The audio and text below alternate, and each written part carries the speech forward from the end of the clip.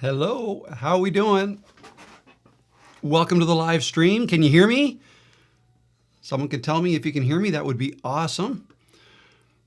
What's up, Garage and Farm? There he is. Yeah, I have volume good. Awesome. Thank you. How's everybody doing? Happy Tuesday. Hope everybody's having a fantastic week. I am here to answer any questions that you have. If you feel stuck on YouTube or just have questions, or if you haven't even started YouTube yet and you want to know how to start, if you're looking for some advice, some motivation, inspiration, whatever you need, I'm here and I'll give you as much help as I can. This is actually, I'm going to have to do something. You're going to actually see me do it because I did not prepare before this. I have an overlay that I want to be able to put on my screen. Basically, it's the week 2 task that if you're in the challenge, if you're in the put yourself out there challenge, and you're going to be making a video this week, I made an overlay for that to put it on the screen. But I didn't bring it into Ecamm before I rebooted my computer, so you're going to watch me do that. But before I get there, let me just check out, see who's in the chat, and see if there are any questions right off the bat. We've got Bass Out of Water. Hello. Let's see. We've got Matt and Mouse. How you doing? We've got the Gentle Reset with Brenda. How you doing, Brenda? All right. Hey, I love it how you guys are like saying hi to each other and stuff before we even start. That's cool. Like, I like that. This is a community, right? And whether I'm in the room or not, you guys are, and you're chatting back and forth, and I love it. I love it. All right. Morning, Northern California. Cal meaning California, I assume, and not Calgary. You never know, though. Here's a question right off the bat. Baritone Bob.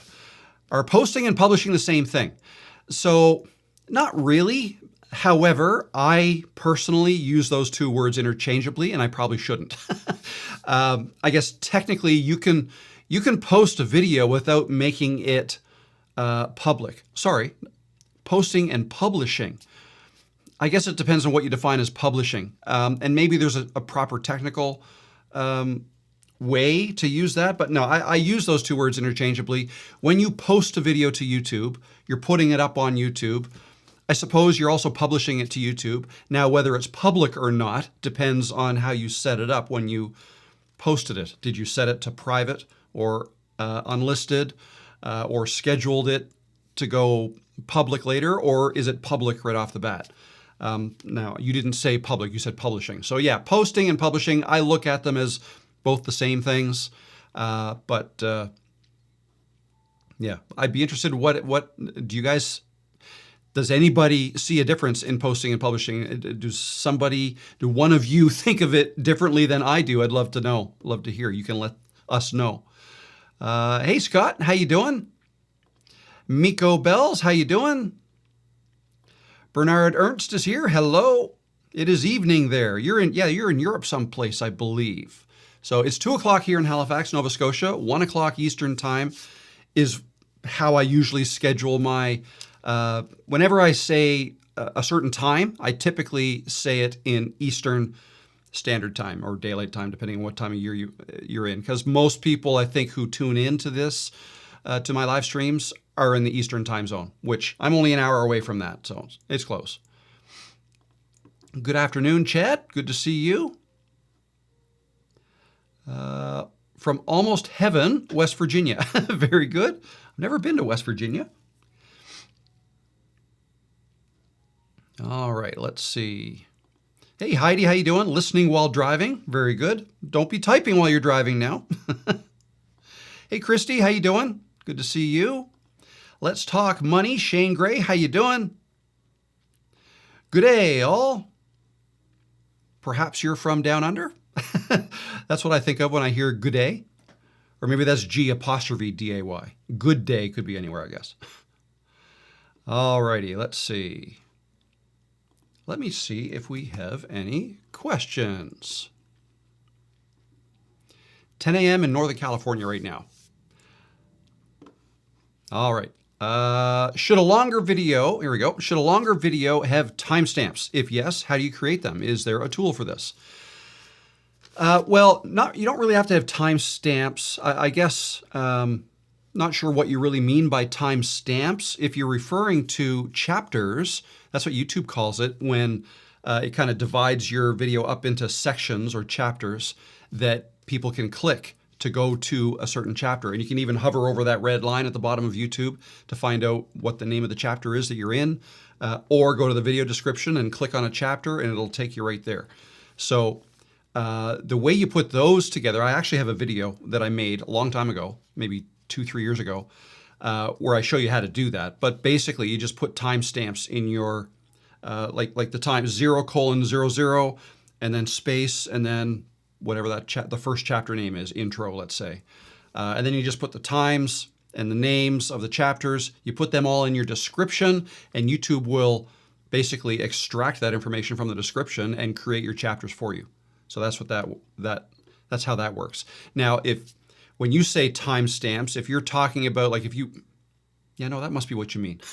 Because the only other thing, you know what time or how far into a video you've been watching because YouTube shows you that, and they show you how long the video is going to be. So hopefully I answered the question you were asking. If not, let me know. Liz Brown, how you doing? If you use your iPhone to video, if you get a phone call, does it stop the video? That's never happened to me. I believe it would if you're live streaming. Now, if you're just making a video, I don't know if that would happen, but I know it would happen if you're live streaming from your phone. And because I was doing that, and I knew I was going to be live streaming for maybe a couple hours on my phone, it was about a year ago I did this. What I did was I I just put my phone on Do Not Disturb, right? So that I could not be interrupted while using it. So, but honestly, I don't do that when I'm making a video. Maybe I should, but nothing's happened yet. I mean, I've been making a video and then kind of turn it around so I can see if, I'm in frame or whatnot. And what am I trying to say? I have set my phone up on a tripod using the rear camera pointing at where I'm going to be sitting, and done a test recording. And then when I come back to kind of watch it back, while it's still recording, I'll see messages kind of come in while it's recording, and it doesn't interrupt the recording. So messages, I don't believe, interrupt the recording. Phone calls, I'm not 100% sure. But if you want to be safe, put your phone on Do Not Disturb so that can't happen. If anybody else knows if that would happen, let us know. It's one of those things that I don't worry about unless or until it happens. And if it ever happened, I guess that would suck if you're in the middle of a video and then you kept on going and then didn't realize, right? That would not be good. But all right, I hope that helps. We've got a super chat here, John Poublon. Thank you very much. And for some reason, that super chat did not work. I think you heard the sound, but no, I'm not sure why that didn't pop up. I've kind of messed up my, I think I must have messed up. Here it is. I'll just pop you up on screen here. There we go. Thank you very much, John. I really appreciate it. And you got a question here, so let me ask it or read it and then answer. Dear Rob, hi. Should my video be 2 to 3 minutes or more, long form, 10 plus minutes? Thinking about retention rate and your thoughts on theme vlogging instead of a specific niche. So the length of your video, I wouldn't worry too much about. Your videos have to be as long as they have to be. And, there's no magic number for how long it should be. Think about your audience. Think about how often you're making videos for them, right? If you're showing up a lot, like let's say every couple of days you're making a new video, then you probably don't want those videos to be that long because people may not have time to watch you that much. But if your videos are only 5 minutes or even shorter, then you probably can come out with a video every couple of days, right? So, but that said, it's going to depend on your actual content. Like, are you able to keep people entertained or informed, or are you able to continue giving value for the duration of your video? That's what's important. If you've said all you need to say at 5 minutes, but you wanted the video to be 10 minutes, then that's a problem. I would just end at 5 minutes. I wouldn't try to stretch it out. So as far as monetization and all that stuff goes, like that, it doesn't matter. Yes, obviously longer videos could potentially give you more watch hours, but that's only if people watch the video, right? There's a tendency for people to want to watch shorter videos than longer videos, especially if they're learning how to do something. If they're just being entertained, then that's an experiment you can play around with, right? You can try it different lengths and see, are people still sticking around if you make a 30-minute video versus a 5-minute video? What's the difference? How are the watch hours affected? So the way I kind of navigated through that is I just experimented. I did a bunch 3 to 5 minute short videos, tended to get more views but less watch time. But then I also did longer videos, even up to an hour, lower views, but the watch time tended to be higher on average because even though there's fewer people watching, they may watch all of it or much more of it, right? So it's something you have to play with and you have to experiment with. Your second question, theme vlogging versus specific niche. I don't really know what you mean by that. I haven't heard the term theme vlogging. Now, maybe I've been living under a rock. The way to think about it, when you're trying to decide what type of content or what to talk about in your videos, try not to get too wrapped up in these terms, like niche, for instance. I know we say that all the time. It's almost like a bad word, niche. You got to niche down, But really what we mean, and when I say we, anybody who talks about this stuff, is you need to talk to the same audience in all your videos. Like all of your videos should be targeted or geared towards the same people or the same type of people. people who would be interested in that. So if you made 5 videos already and you're getting a clear idea as to who wants to watch your videos, maybe it's, I don't know, single men, aged 30 and under, living in the U.S., professional, whatever. However you define who is watching your videos, your next videos should be made for those same people. Okay, the same type of people, the same, like you create a group, you create like an avatar, they call it, which is the definition of who's watching your videos, a bubble, and then, people need to be able to fit inside that bubble.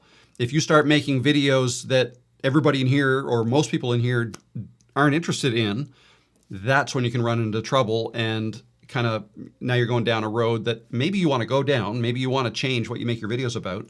Or when you mention, maybe it's, again, I don't know really what you mean by within the same theme. As long as the people are still interested, right? That's the key. As soon as your existing audience that you're building up sees you start to make videos that they're not interested in, that's when they leave. Or they'll just stop watching. They may not actively unsubscribe, but they may stop watching because now they know, oh, he doesn't make those types of videos anymore, or they're making these kinds of videos now, or, and I'm just not interested in that, so I'm not going to watch it. So they may not click.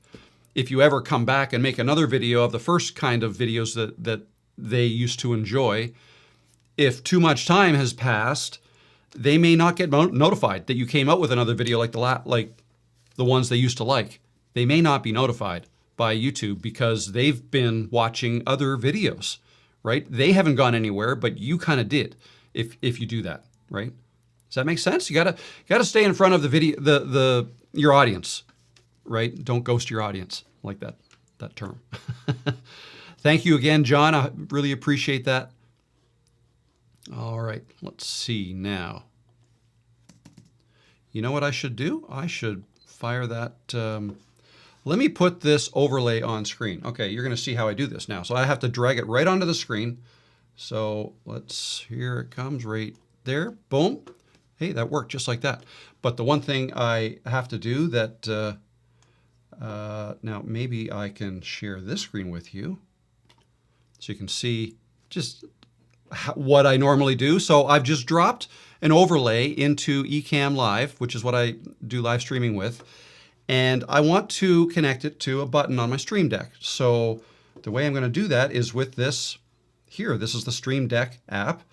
And it's this button here that I used for last week's overlay. So I'm going to click that, and I'm going to select a different, where is it? Week 2 overlay. It's not there. So why didn't you show up there? Let me go back to this screen. Bear with me one second. I'll figure this out. Okay, I've got to put it up there. I have to delete that one, last week's. So now it's there. Now let me see if I can share that with you on this screen. Yeah, so now select this button and it still just says week 1 overlay, and that's not what I want it to do. All right, maybe I have to close that and restart that app. There you are. Okay, there. Now, I just restarted the app, so this is what it looks like now. Let me bring it over here. So now it says overlay, select an item, and there it is. Put yourself out there, week 2 overlay. I selected it, so now it's connected to this button. So now if I click that button, there, I can toggle it on and off. Perfect, done. There you go. So now I can toggle it on and off any screen. There you go. All right, week 2, there's the task. Hope you didn't mind that little interlude. Let me see what other questions. Actually, while I've got it on. So those of you who are in the challenge, how's it going? So week 1 is over. This is the start of week 2. I sent the email out this morning and I put the contents of that email in a post in Creators Cove. So I've received some, not very many, but some people have told me they never received the emails last week. I'm not sure why, like the vast majority of people did. And some people told me that they showed up, like the email was sitting in their spam folder or in their promotions folder if they use Gmail, or something like that. So that's typically what happens. Of course, if your email inbox is full, if that's still a thing, that could be the reason. But there's no easy way for me to resend emails like that were sent out to a bunch of people from within Kajabi, or at least not that I've figured out. So I've posted them in there. So if you need to go back, it's in that long thread, the Put Yourself Out There thread within Creators Cove. That said, I put an email out this morning that I sent to all you guys, and this is what you need to do this week. So last week, what you did, and I'm repeating myself because there are still people signing up for this. I got one right before I went live. Somebody signed up for this. So we're almost at 500 people, I think like 485 or something like that, who joined this, which is fantastic. I love it. And yeah, if people, I'm going to stop that form in the next day or two because we're getting kind of far into this and it wouldn't make sense for anybody to join after about, I don't know, Thursday or Friday. So yeah, last week you were supposed to set up your channel, put a channel banner in place and an avatar, and maybe fill out your about section if you wanted to. No, it's not mandatory. None of that stuff had to be done in order for you to post a video. But the most important thing last week was to do a test video. And if you still haven't done it, there's still time. You can do it today, tomorrow, right? It's important that you make a video of yourself and watch it back and experience the feelings of watching yourself on camera, which for most people, that sucks. They just don't like it. So go through that if you haven't gone through that. And once you've done that, this week's task is you're going to make a video just like that, and you're going to put it on YouTube. You're going to post it, publish it, whatever you want to call it, and you're going to make it public. Okay, you on camera, widescreen, right? Widescreen, not horizontal or not vertical, so that it doesn't go up as a short. These are for long form videos. You on screen. Doesn't have to be long. It could be a minute if you want. Try to get at least a couple minutes, 2-3 minutes, 5-10 minutes if you want, or even long. I mean, do whatever you want. This is your first video, and it's going to stay in your channel. You're not going to delete it. That's a challenge for you. That's part of this challenge within the challenge. My first videos are still on YouTube, and they suck. But it's a reminder to me, like I can go back there and see, wow, yep, I've got something to be proud about. I'm now better than I was 5 years ago, right? So I think there's nothing wrong with leaving your original videos up there. It's not, well, I can't leave that up there. It's not professional enough and stuff. Like if your YouTube channel is geared around your business, let's say, I wouldn't worry about that. I wouldn't worry about that at all. People don't go to, people don't search for channels. They watch videos and then they find your channel from videos. Okay, so anyways, yeah, so that's what today is all about. Just me showing up, kind of reminding you to make your video this week. And then the 3 points below that, I say, doesn't have to be good. Your video does not have to be good at all. It probably won't be. It'll probably be horrible in your eyes, horrible. That's okay. It doesn't have to be long, talked about that. And it doesn't have to be perfect. I mean, that's kind of the same as doesn't have to be good, I guess. But yeah, when I mean perfect, it's like editing. A lot of people have real problems with the editing, and that's what holds them back. And if you're one of those people, try to do what you can to not let it hold you back. And one of the things you can do is not edit at all, okay? Like if you film with your phone, start the recording, then say your piece to the phone and then stop the recording, just upload it like that. You don't have to edit it. So if you want to do, if there's only a little bit of editing that you want to do, then I would say the first bit you could do is just cut off the very beginning. Like give yourself a little bit of leeway to mess up in the beginning. So what I mean by that is start the recording, start talking to the camera. If you kind of get stuck, it's like, no, I want to start over. Just do that and start over. Don't do anything with the phone or the camera. Let it continue to record and try to start again. And then again. You have to be a little bit careful about this though, because you could get caught in a trap of trying to be perfect every single time, and there's not going to be a perfect.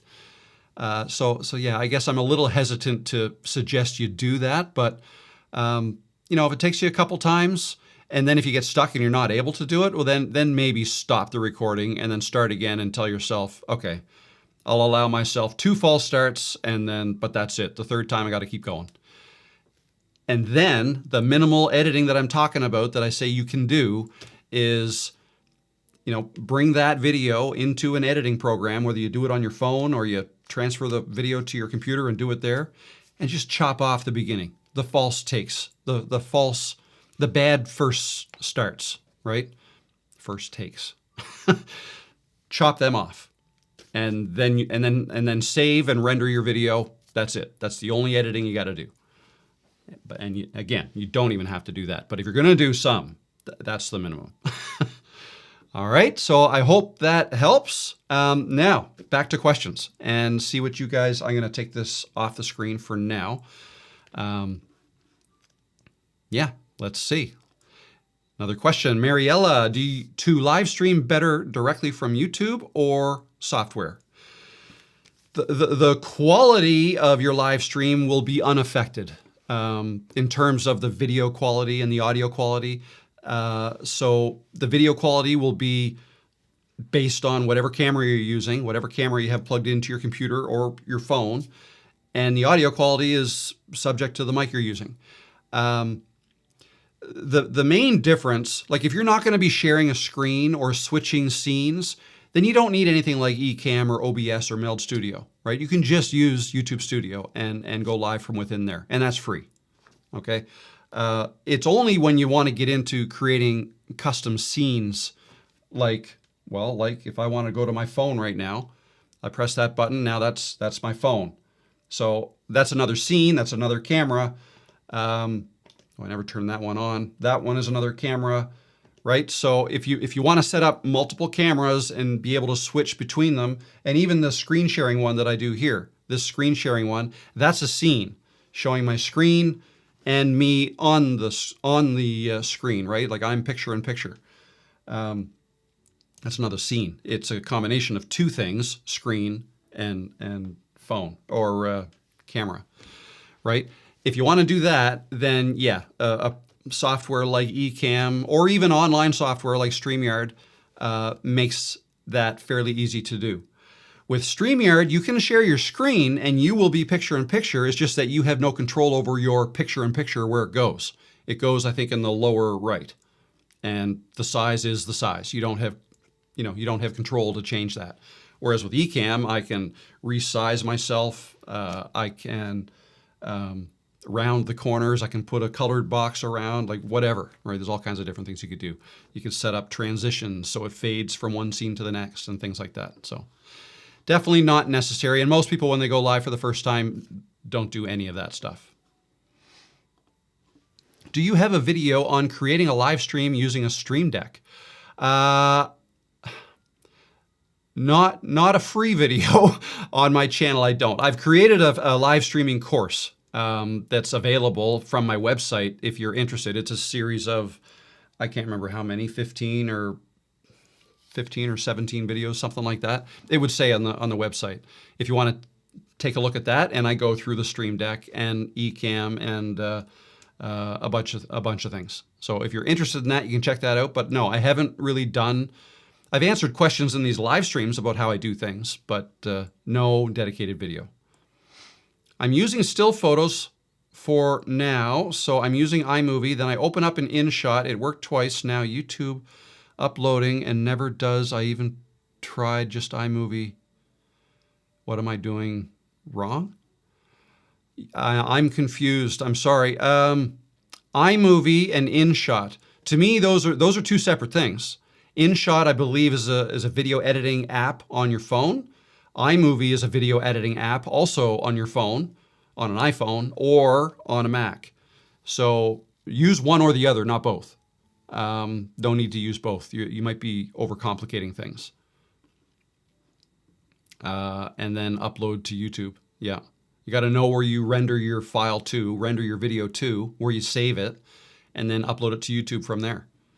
So I don't know if that helps. I'm a little confused about how you use those two editing softwares together.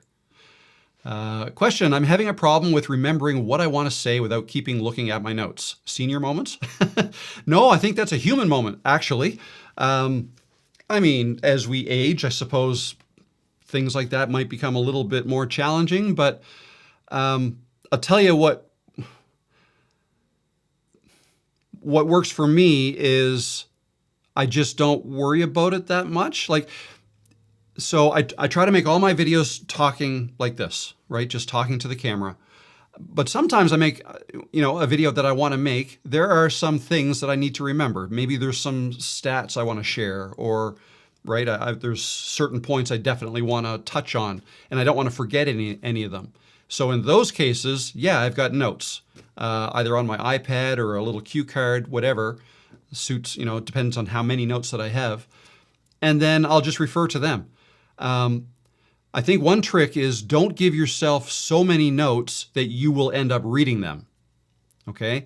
It's better to just have 2 or 3 words that'll just kind of jog your memory. And then if there's some real numbers in there that you have to remember, write those down. And, as you're giving them in your videos, you can refer to them. You can look down at your notes. Like you're not being graded on how good you are at staring to the camera and not referring to notes. Like in fact, it makes you more human. If we as the viewers see you referring to your notes. And you could even say something like, like how many people are on YouTube? 1 second, I actually wrote it down. 5 billion people now are on YouTube or whatever, right? Like you can do that. You can show that. Like people are okay with that. It makes you seem more human, right? Don't try to be an encyclopedia. Don't try to be a know-it-all. Like actually, that's another point which you're not asking about, but I'll tell you anyways. I think framing yourself as an expert or someone who delivers information perfectly is a dangerous slope, because the minute you try to be perfect and the minute you say you're perfect or you know everything or you know exactly how something works, someone will call you out on it. Somebody will say you're wrong.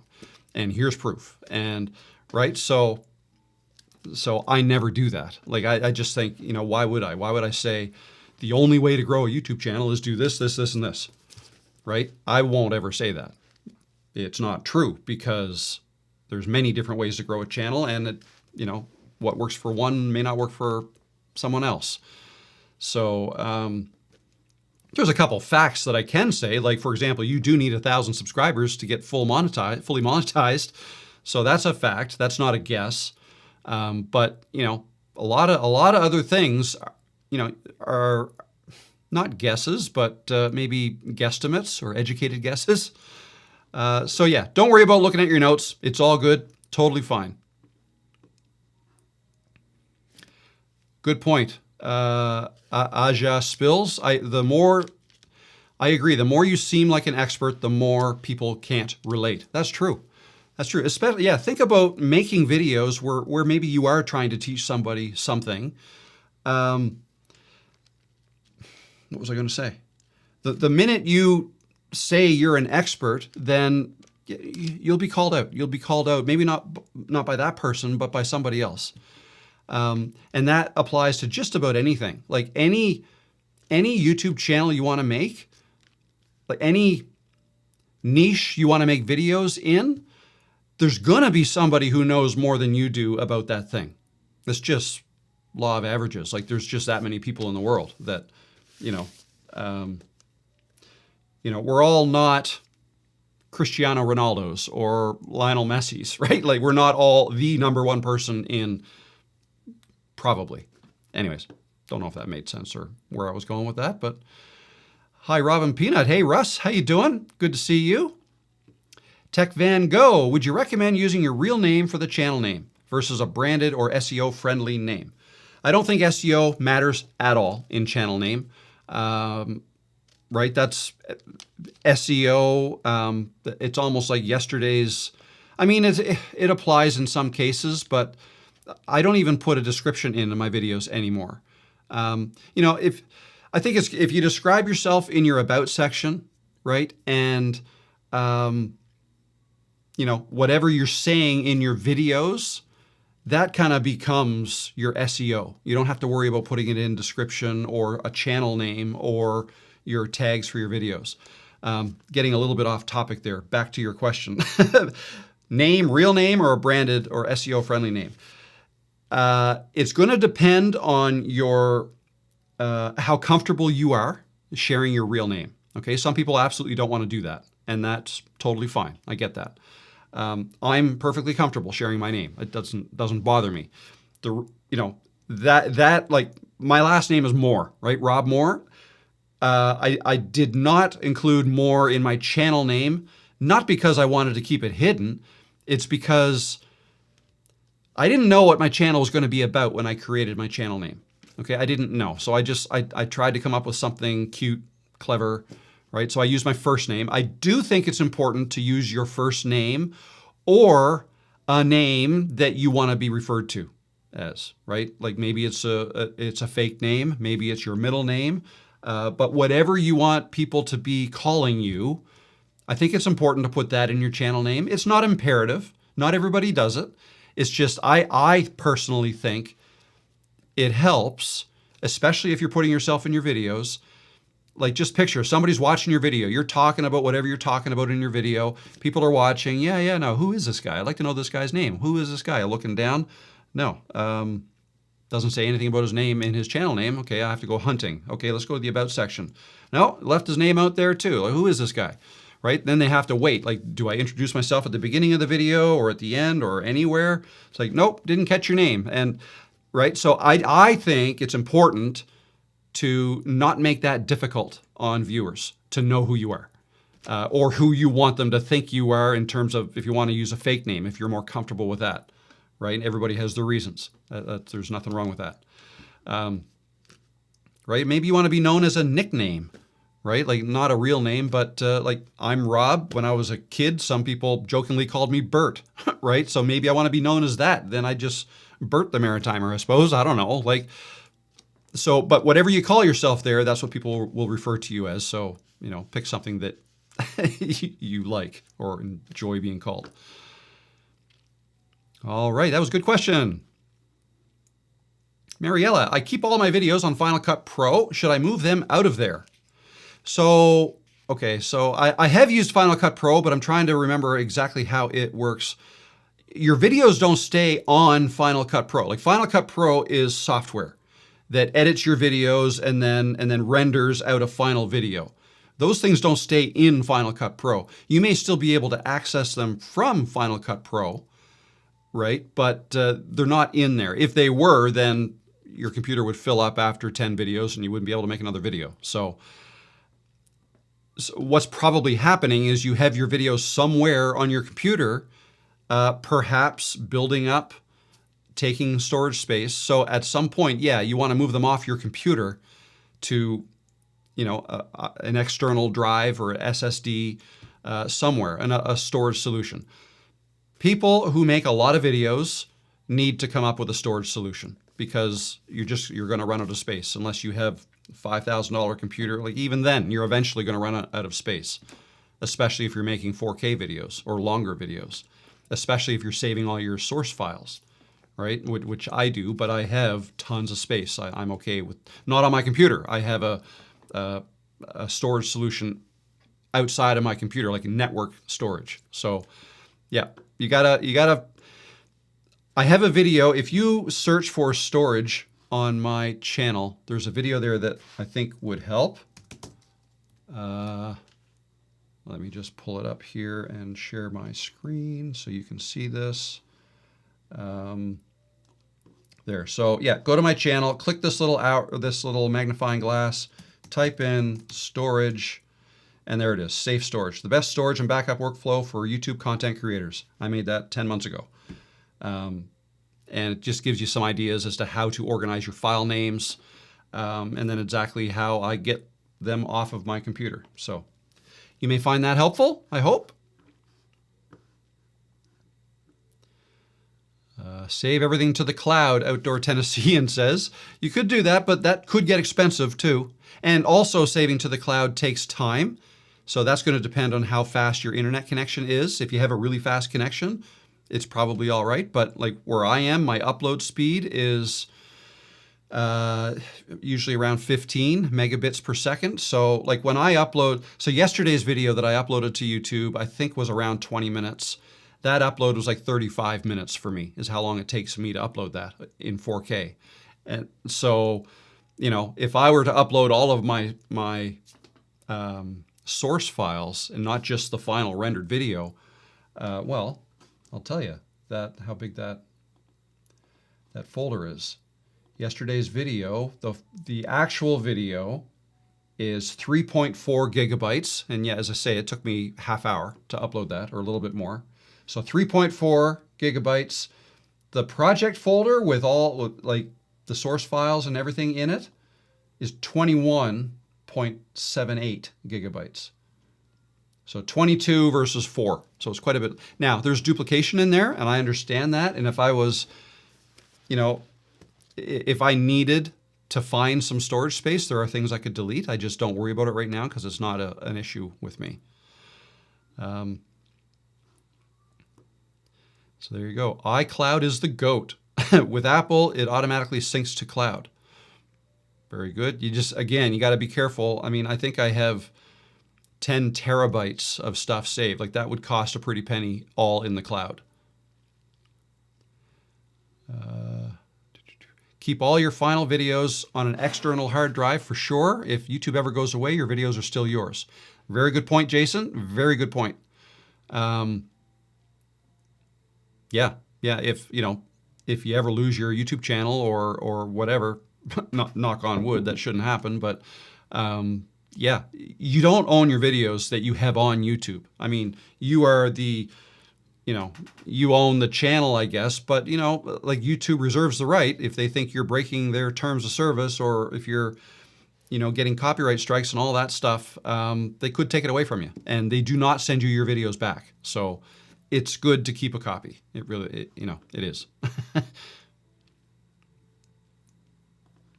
The Road Guy Vlogs. So I took about a 9-month break on YouTube due to having a new baby and moving. Congratulations. On my return, all videos have gotten 2 views at most. What can I do to push my stuff back into the algorithms? So not much you can do with the videos that you already have there. Like the best thing to do is start making videos again. Like forget the old videos. They're done. They're good. They're there. And as you start finding new people coming in through your new videos, some of them may check out your older videos, but you can't look at those. Like you took 9 months off and most of your viewers left. You may be able to start getting some back by making new content. That's really the only way. But yeah, you can do it. You can do it. I just made my first long-form video. I got 12 impressions and 10 views. It has over 50% retention. Why am I not getting any more impressions? It may not be something that people enjoyed watching. Hard truth, but I don't know why you're not getting more impressions. It might be a subject that people aren't interested in. Just because you're a new creator, you're not going to get, as many impressions. You really have to start. Is it your first video? I just made my first long form video. Yeah, it's your first video, right? Move on to your second. Like there's nothing else you can do with your first. It's posted, it's up there, it got its views. You need to be working on your next video. And hopefully that's going to be on the same topic geared towards the same type of people as your first video. And hopefully, maybe not though, but hopefully your second video might do a little bit better. The whole 50% retention thing, I kind of alluded to that in yesterday's video. Like a lot of people get hung up on these things, these micro things in the analytics, like what's a good retention number? Okay, well, 50%, that's actually pretty good. Well, then my video should be doing better. Well, hold on. There's other things. There's a lot of other things. Your click-through rate, but by far, the most important thing is, did people enjoy watching your video and did they want to keep watching it? Is it something people are interested in? You can make a perfect video that everybody who watches it watches all of it. So you get 100% retention. But if there's only like 2 people in the world interested in that, that's as far as it's going to go. So YouTube's not going to push your video in front of anybody. It's got to be people looking for that kind of content in order for a video to be successful. All right, so regardless of your click-through rate and your retention and the number of impressions is kind of click-through rate, but you know what I mean? So there's a number of ideas. You just have to move on. Can't dwell on any one video for very long. As soon as you post a video, I know it's fun to look at stats and analytics and stuff, and I do it too. But your next job should be not to track your video, but to work on your next one. Always working on the next video, right? You know, you don't have to put it out the next day, but there you go. Jen says, happy Rob Day, Scott. Happy Rob Day. I like that.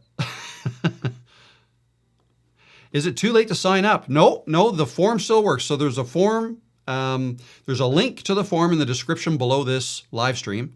And it's below, I don't know if it was below the last video, but the last couple of live streams anyways. You can still sign up and have people sign.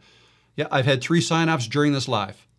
So just scroll down a little bit below the live and let me just double check that it is actually there. If I go to live, I can show you what I'm doing. Go to live. So this is the live. If we click here, it is actually there. If I silence it right away, pause it too. Down here. Yeah, join the free. There's the link right there. If you click that, it'll take you to this page. All you need is to enter your name and your email. Because it's run by email, you'll get emails. Now, you will have missed the first 3 emails, 2 from week 1 and this morning's from week 2. And you're not going to get those when you sign up now. The next email you'll get is Friday. Well, actually, no, I have to update that. What you get now when you sign up is something... anyways, go to Creators Cove. It's all there. And instructions on getting there, you'll get an email about once you sign up. But then, as I say right here, put yourself out there.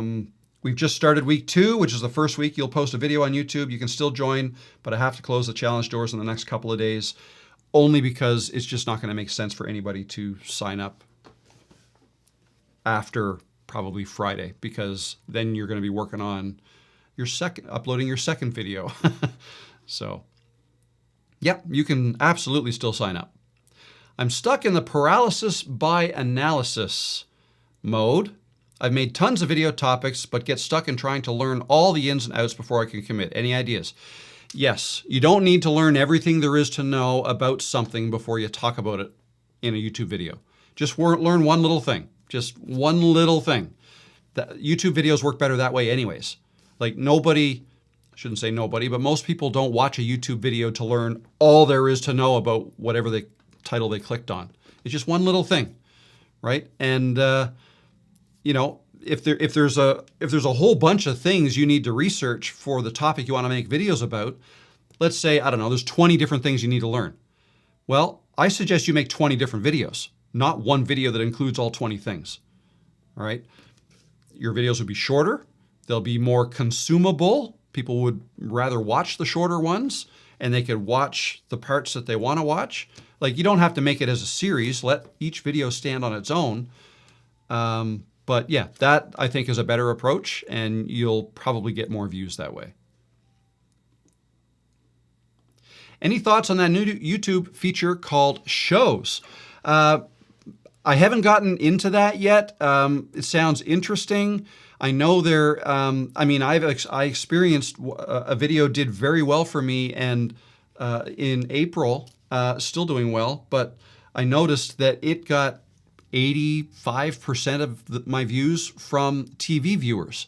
Whereas usually for my content, it's usually split fairly evenly between TV, computer, and phone. But for whatever reason, that video got 85% viewers from TV. So, and that video I think it's getting close to 800,000 views now, mostly from TV. So yeah, there are more and more people watching on TV, and I believe YouTube is trying to make it easier for TV viewers. And I think this shows feature is kind of part of that. So as a creator, you can create. I've watched some videos about it, but I just haven't watched enough, or I haven't gotten my thoughts together clearly enough to speak intelligently about it. But I think it's something worth learning about.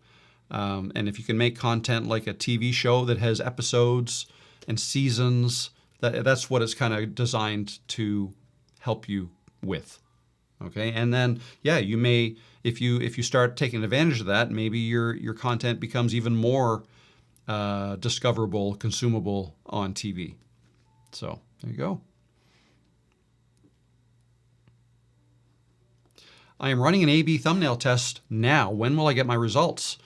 I think after a couple of hours you can start to get the newest results or the current results, but you can let that run for days if you want.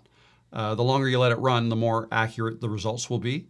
Just remember that the percentage results that you get back are not like, if one thumbnail got 60% and the other got 40%, that's not 60 and 40% of the views. Excuse me, it's 60 and 40% of the watch time that resulted from the views. So I think that's a better way to, anyways, that's what it is. So whether you think it's the better way or not doesn't, I guess, matter, but that's what it is. It's a measure of the watch time that you get. How to get the voice from my DJI to the Mac in editing software, voiceover and part of the video. Okay, so as long as your DJI mic is the 1, 2, or 3 and not the DJI Mini, then you just plug it in. You just plug it in to your computer. So I'll show you mine. So here's my DJI mic.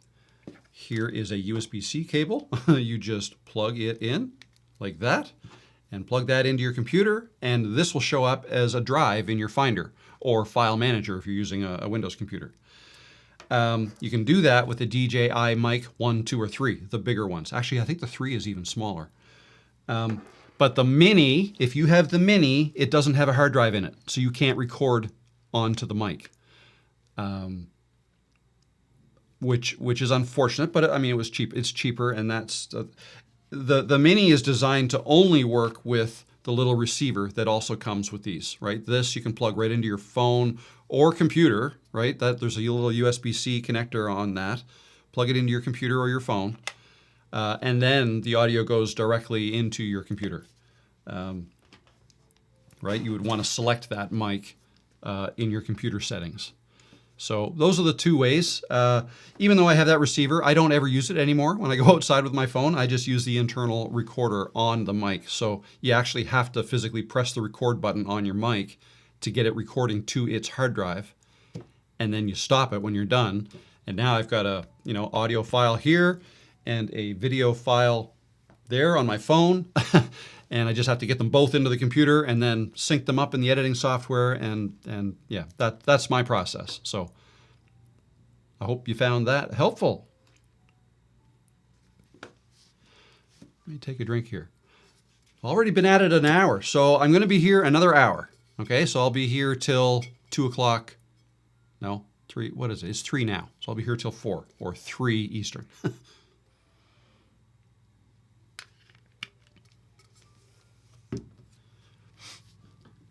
That's right, Outdoor Tennessean. That's for the mic, the DJI mic.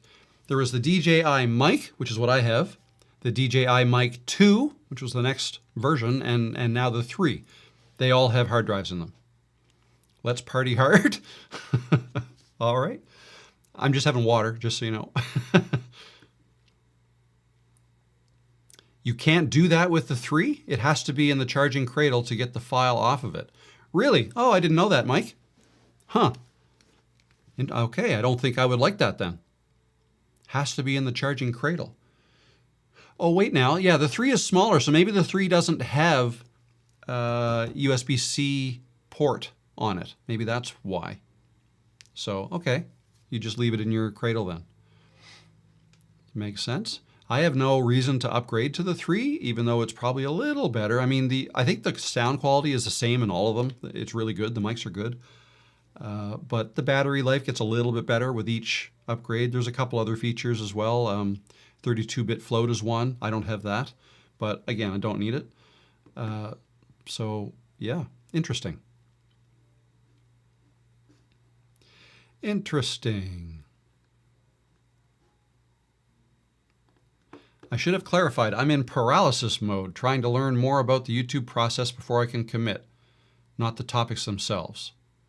Okay, well, you learn by doing. You learn by doing. So one thing at a time is the best way, and learn one thing at a time. And you can learn as you go. And if you ever get stuck, YouTube is a great source of information to search for how to get unstuck on whatever it is you get stuck on. Al Bargan, Coach, question. I am torn between removing older videos that seriously underperform. Thoughts? Don't do it. Just leave them there.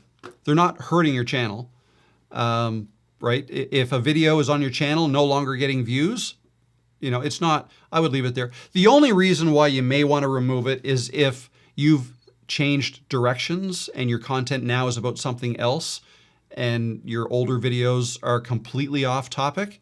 And if you think that might confuse people who go to your channel, then you can, I wouldn't delete them. I would probably unlist them or privatize them so that they don't show up and confuse a potential subscriber who's checking out what else, what other videos are you making. But if they are underperforming, that's not a reason to get it off your channel. I wouldn't do that. Can you explain voiceover a bit? D. Collier. Yeah, so a voiceover, I think why they call it that is basically, think about an editing software where you've got a video on the timeline, like a long video on the timeline, and maybe you don't like the voice in that video, or maybe there is no voice in the video. Maybe it's just, background noise or nature sounds or whatever.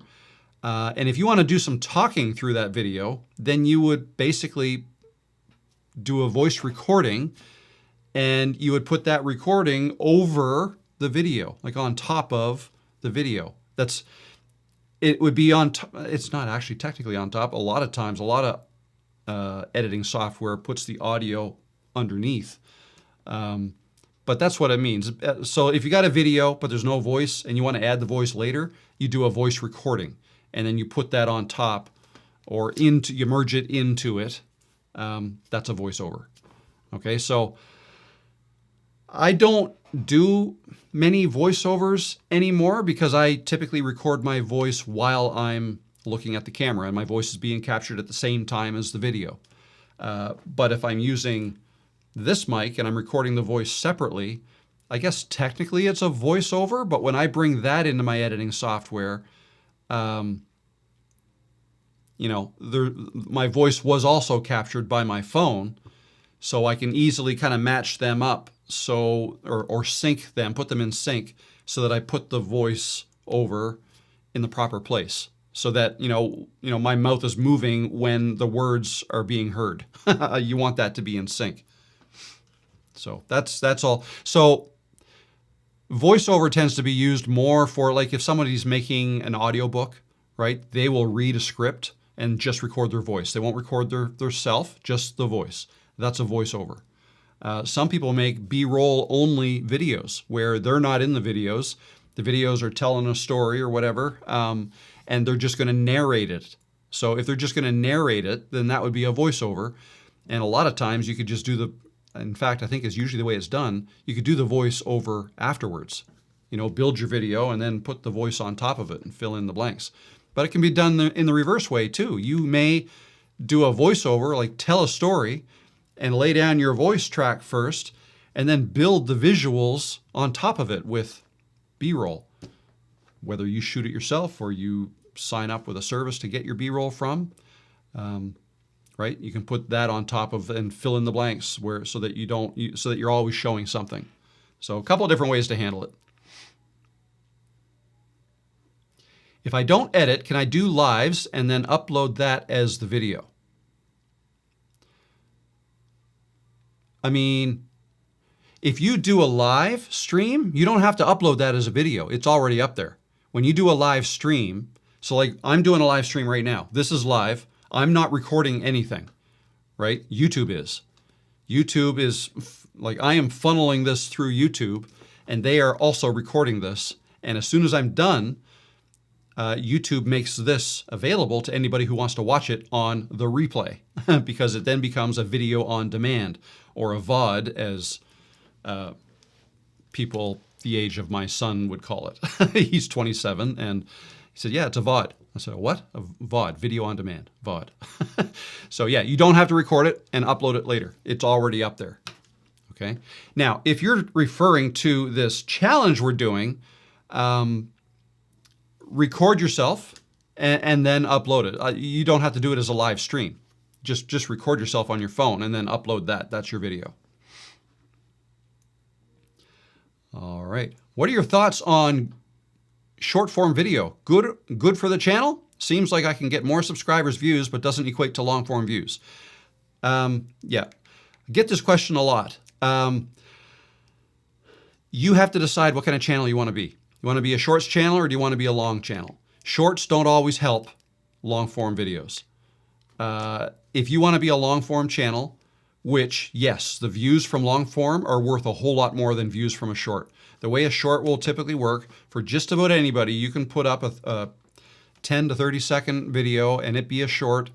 And if it's halfway decent enough, you can see it, usually starts off with hardly any views and then boom, you could get 100 views. You could get 1,000 views. You could get 5,000 views, like in a very short period of time. And then after that, boom, goes horizontal again.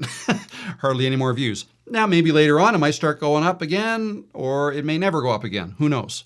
I'm not as plugged in to that universe to know the ins and the outs of growing a shorts-specific channel.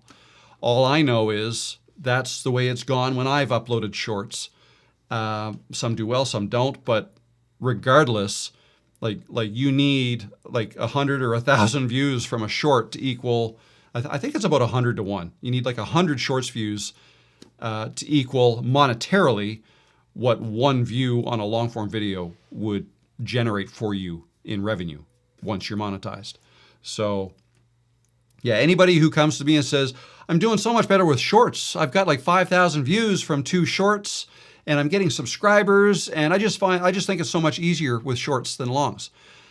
It's not the same game at all. Like if you get 1,000 views in shorts, that's like 10 views in a long form video. But if you get a bunch of subscribers from them, it means they want to see more shorts like that. But if you're making longs, they're not going to care.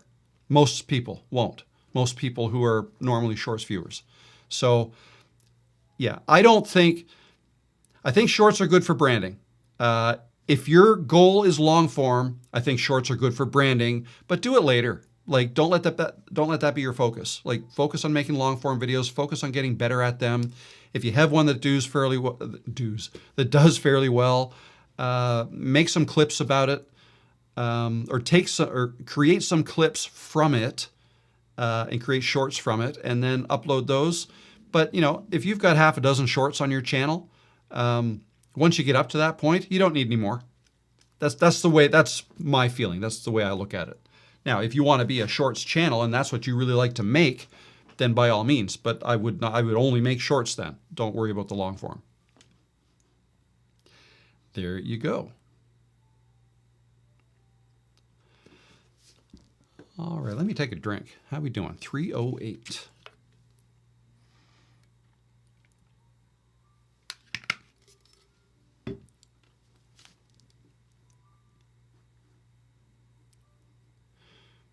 I did do shorts, but made them all private. I got lots of views, but hated making them.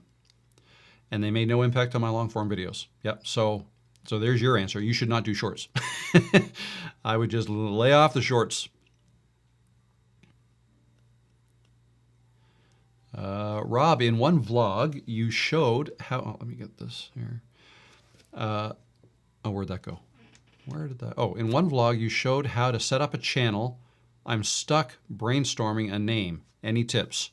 Use your first name and then pair it with something you like. Like if you like to go bike riding, say Tom Bikes. That could be your channel name. Just something simple, something memorable. Don't put too much thought into it. Doesn't matter that much. Just something, I would keep it relatively short. It doesn't have to be long. Something people can remember. Right? But yeah, don't get stuck on that because you can always change it later. You can always change it later.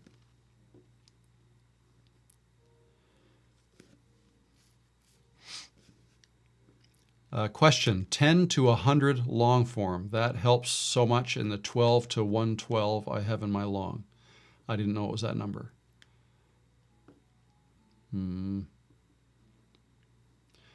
I'm a history channel. I feel like right now I'm on the verge of really establishing something. I'm at 85,000 subs and getting good views. I need to know how to get to the next level beyond AdSense. So beyond AdSense, so that means you want to create another revenue stream. So I kind of fall back on brainstorming. So I would sit down, I would take an afternoon and try to think of all the ways you could monetize your YouTube business. Like, you know, how can you help the people who are going to be, what would they be interested in? Maybe it's merchandise. Maybe you want to, you know, monetize your brand, your name, you know, your brand name. Like if, this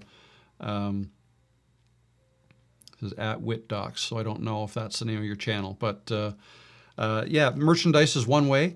A good idea might be to look at other similar channels to yours, like other channels in your niche, and do some research. Find out what they're doing. Like look in their descriptions under their videos and click on some of their links and see what they're offering. Like, are they starting up communities?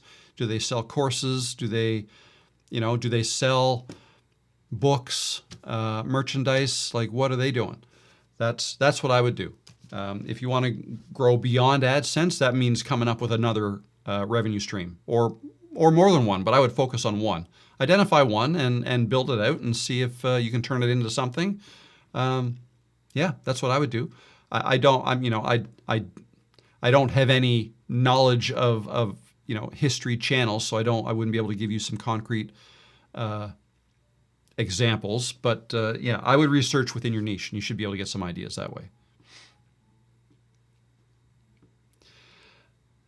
Hi, Rob. How do you create bullet points for a video? Do you have a specific method? It depends on the topic, but often I will know what I want to use as bullet points. If I have an idea in my head and there's 3 or 4 points I want to cover, that's it. I'll write them down. If I'm having trouble with them, or if I think I might be missing some, I'll go to Claude or ChatGPT. And I'll have a conversation. I said, I want to make a video about this. I'm thinking these are some good points. Am I missing anything? Right? And, you know, I'll do that and I'll go back and forth and I'll build out a bullet point list that way. And then it's just a matter of, like, I won't necessarily get Claude to tell me exactly what the bullet point should be. I have to decide that because I'm the one that's going to be looking at it. And then once I see it, it has to jog my memory and remind me, oh, that's what I want to talk about next, right? So I will put it into my own 2 or 3 words as a bullet point, and that will help. So that's what I used yesterday. Is that white? There we go. That's what I used yesterday. Those are my bullet points. Yeah. So just something like that. And I don't even remember if I even looked at that, but I had that in one hand and my selfie stick and phone in the other when I went out for a walk. And so that's kind of how I did that. So, and I got these 3 by 5 inch cards just because they're easy to hold in one hand. Sometimes I've gone out with 2 or 3 cards even. Other times I'll go out with my iPad, right? So that's another way you can do it. Should I use my photo of myself or not? Or should I introduce myself in my video with my real name? I hate my name. People in the same niche, they use their real name, thinking of using a middle name. That's totally fine, using your middle name. Here's the thing about your a real photo. This is where my taste preference is going to come in. So let me preface it by saying that. I think it is important to show your real face. If you're building a brand, if you're trying to build a community that's built around trust and you being helpful to your audience, then don't hide behind a fake photo or a logo or anything other than your face. Now, it could be a nice photo. Doesn't have to be you as soon as you get up out of bed and your hair is all crazy or whatever, right? It could be a nice photo, but honestly, the more real the photo, I think the better. It's more authentic. It's you. Now, again, this is for if you're making a channel where you're on camera, you know, and you're going to be part of your message, right? Like a lot of people, I hear this a lot. Like I want to make videos about, you know, whatever. but it's been overdone. Like lots of people make videos like that, right? But that's okay. If you're going to put yourself in your videos, now those are brand new videos that no one's ever seen, even if you're talking about stuff that's been talked about before, because now it's you in there. That's new. So that's, I think, our superpower, ourselves. Whether we like the way we look or sound or not, doesn't matter, because we're not, the videos aren't for us to enjoy. They're for the people who are going to find them and enjoy them. That's who they're for. So if you're going to make videos like that, you become the brand, which means to get the most out of your channel, to give it the best chance at growth, you want to put yourself everywhere. You want to be in every one of your thumbnails. Real face, not a fake one, not an AI generated one. Real face, real background even. I don't love green screens. I'll say that right now. Like there's a lot of people that'll use a green screen or some other technical way to get rid of the background that they have so that they can put a fake one back there. I'm not a big fan of that. That's just, you're taking away authenticity when you do that.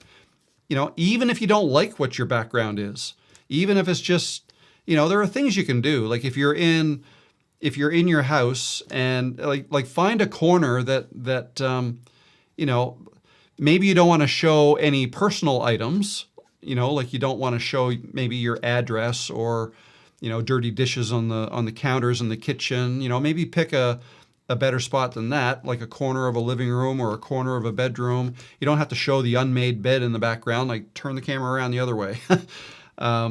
But if people can see some real things, like stuff on a counter, stuff on a dresser, stuff on a table, couch, chair, whatever, stuff in the background, like, which way? Plant, light, chair, something on the wall, stuff like that. Like people feel more connected they have to like your content. They have to, like your message. But if they do, all that other stuff helps.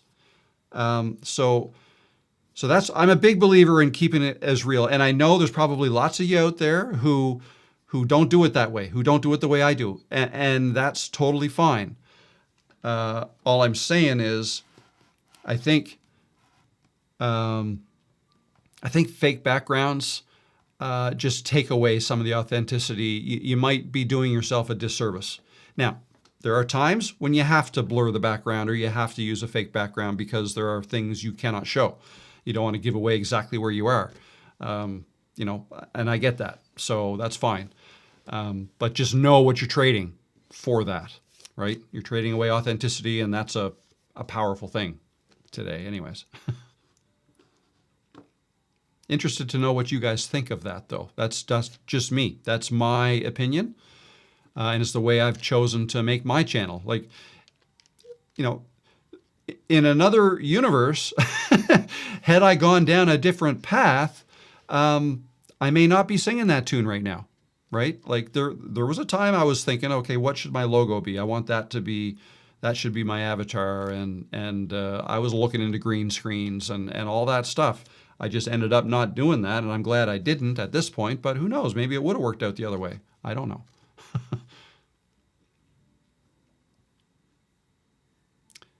Coach Al Bargan says, I really like in your videos, you make a point of saying, by the way, I'm Rob. If you don't know me, I am welcome, etc. I think that's smart. I'm going to borrow that, but not verbatim. Use it verbatim if you want. You just say it your way. That's totally fine. Yeah.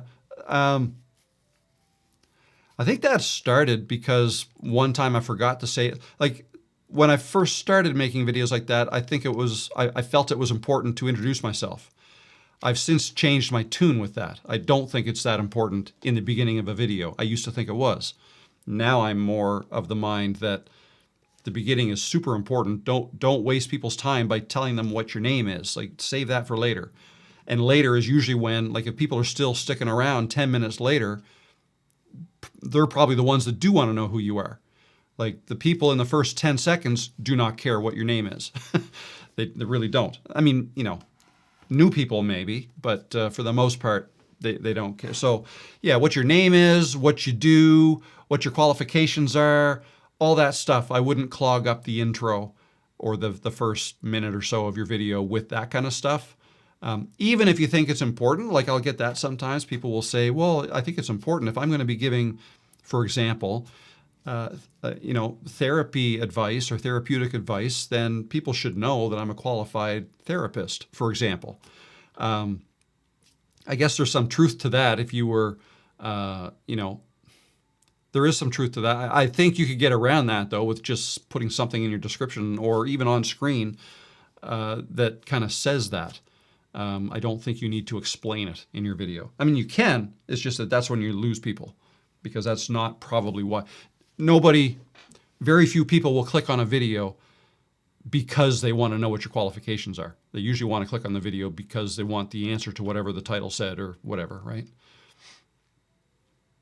Alrighty. Righty.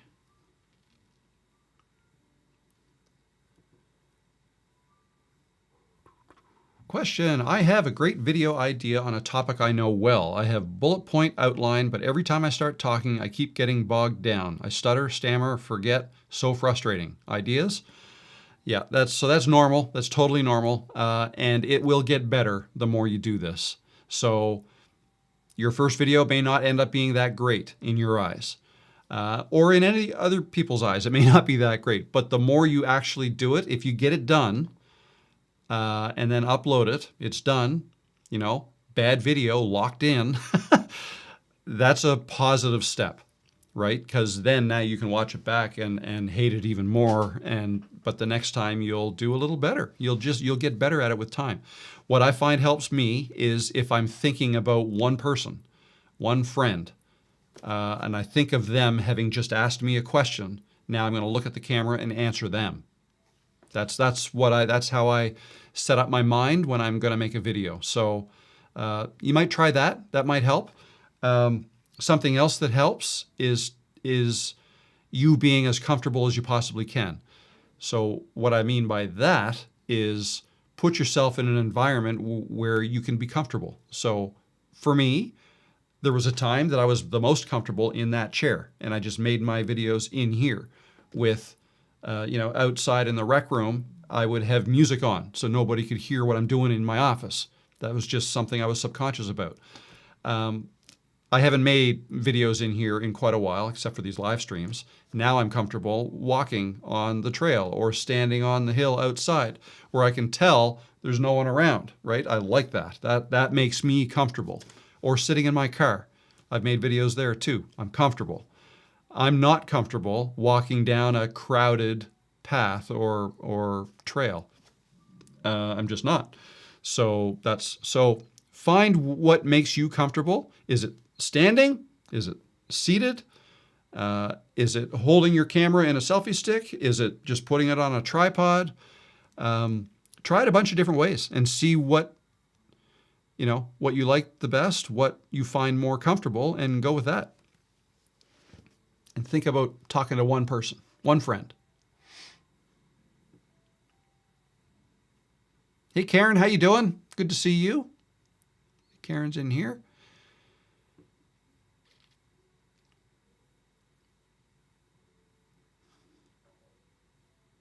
I have a suggestion. Where'd it go?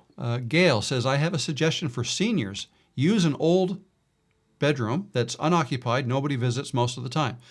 Lean the mattress up against the wall. Get rid of the old bed.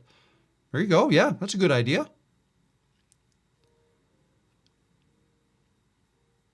That stutter is exactly what happened to me.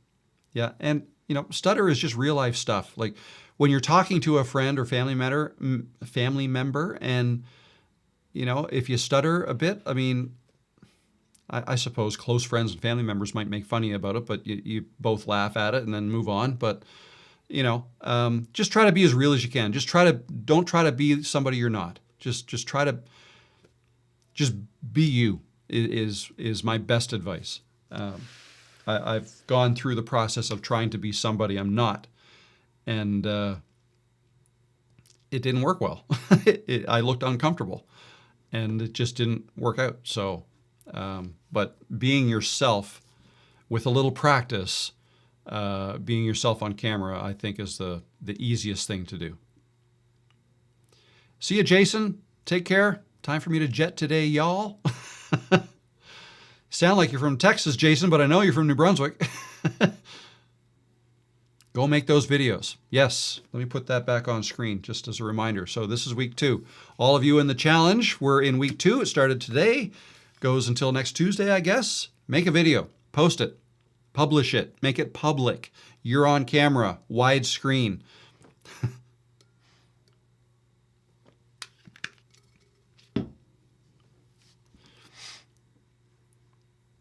All right. And yeah, so as the thing I just put on the screen here, I'm pointing this way, but for you, it's right here. Doesn't have to be good. In fact, it's probably not going to be good. It doesn't have to be long. It can be as long as you want. Just stop whenever. And it doesn't have to be perfect. That's right. And you're going to learn a ton. Even if you think it's horrible, you will learn from making your first video and uploading it to YouTube. You can upload to YouTube directly from your phone if you want, or you can move it to your computer first and then upload it. That's what I do. Whatever works for you.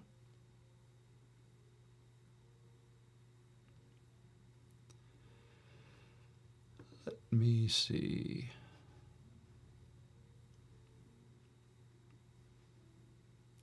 Celia Weinman, I find myself continually coming back to learn more from your channel. I just want to say thank you. I'm very new to YouTube, but always feel I leave your page encouraged and educated.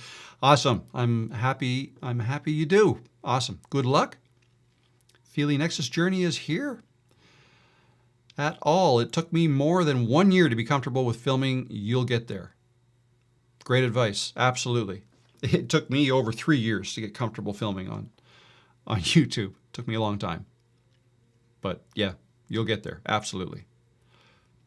I lose my thought right in the middle of talking. I definitely need to start using note cards to make videos. Yep, I find it, yeah. If I think I have like 20 minutes of stuff I want to talk about, like I can't, I mean, I suppose I could talk about something for 20 minutes, but if I want there to be any structure to it, that's when I feel like putting bullet points in helps. I find helpful for me anyways. But perhaps not for everybody.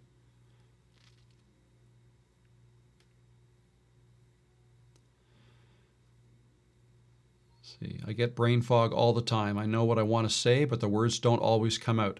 So yeah, and you can always have fun with that in your videos. Like, people are okay with that. People like a little humor, even if it's only your humor. But if you use your, when I say only your humor, like, not all of us are funny, right? But maybe we're funny to ourselves. And kind of the magic about that is if we let our personality kind of bleed out into our videos, whoops, I'm spitting all over the place now. If we let our personality out, that increases the chances that people who resonate with our personality will stick around and subscribe for more or watch our next videos, right? So it's all good. You know, whatever you, like, I guess what I'm trying to say is, like, if you want to put humor in your videos, make sure it's humor that you find funny.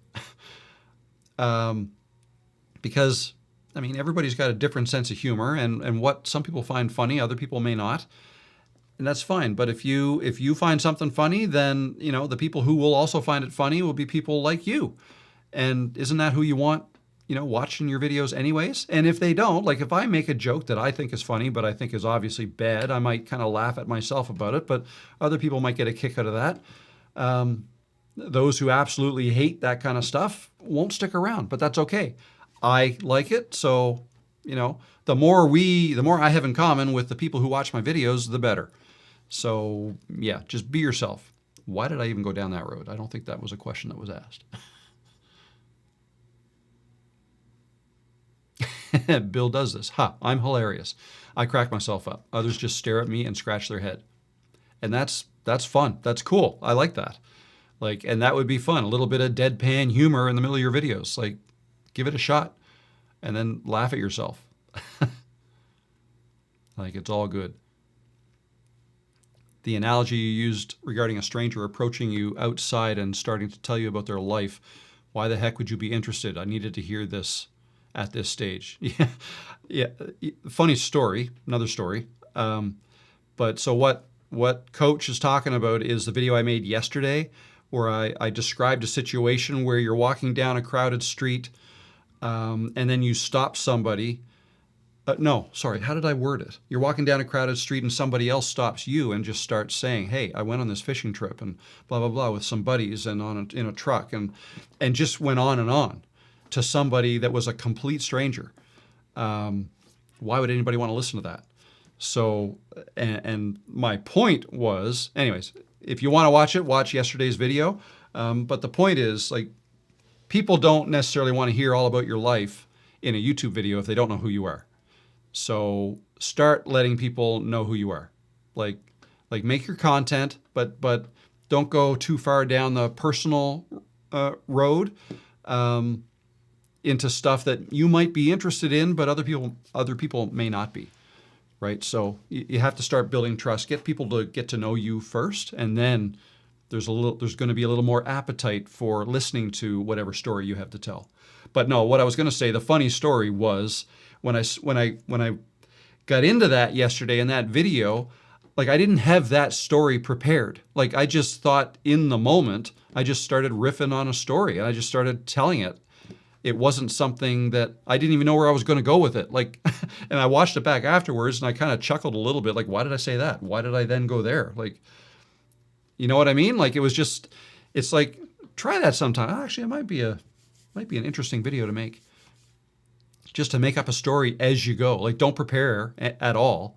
Just start talking. And I guess it would probably come across like how a 5-year-old would tell a story, right? With no beginning, middle, or end, and just seemingly never, ever ends. But maybe not a bad experiment, I guess.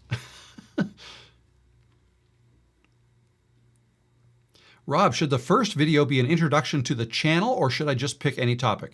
Pick any topic. Try not to make it an intro to the channel if you can.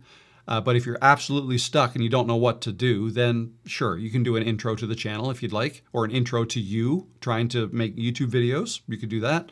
But, you know, as general advice to somebody trying to figure out what video to make that, you know, may do well, an introduction only video where there's really no other meat on the bone. It's just you saying who you are and what you like and what, you know, people aren't typically interested in that. They're not going to be searching for that. They're typically going to be interested in certain topics, certain subject matter, certain themes, certain, right, help with certain things. Like, think about what people want to watch and then try to give them that. Right? As far as who you are and all that stuff, again, in the very beginning, people don't care. That can come later though. Like I think there's value in having an introduction video, but I think making it a little bit later might make more sense. Like make it your 10th video, let's say, or 5th or 20th if you want. I don't think I've ever made an intro video. Like you can introduce yourself in every video. Like at the end is where I would suggest you do it if you want to do that.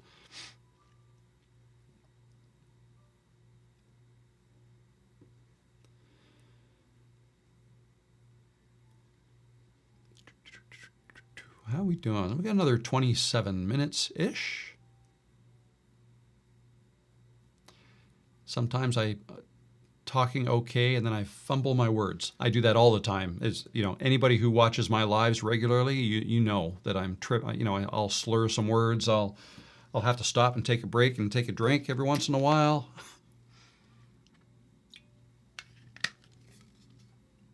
It's human. It's called being human. I don't think humans were, or this human anyways, was not designed to be talking straight for 3 hours. So I'm gonna run into some troubles and have to take a drink. And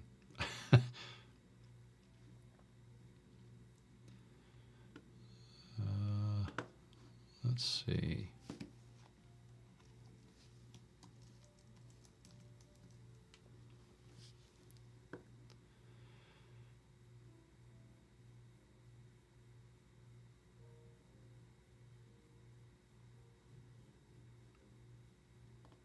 Here, that's the question. Rob, this is so, here, let me get this off the screen. Mrs. G, your favorite auntie. Rob, this is so difficult to figure out. I have been doing content for what seems like forever, but still barely get impressions. Did you go through that? How on earth do you keep being motivated? The number one thing to keep being motivated is you got to enjoy this whole process. It doesn't help to get frustrated. I think it's normal to feel frustrated from time to time, but you have to just keep reminding yourself that it's not a job where you put in so many hours, you're going to get so much money for that. Like it's nothing like that. Or you make so many videos and then you're going to get so many views. There's no guarantee. So you have to enjoy it, and you have to kind of make up your own motivation. Like, what motivates you to make videos? Why do you make videos? Like, why do you have, I don't want to say even, like, I don't mean it in a bad way at all, but why do you have a YouTube channel? Why do you want a YouTube channel? Is it only because you want to make money from it? Or is there something you enjoy about the process? Hopefully there's something you enjoy about it, and I would lean in on that.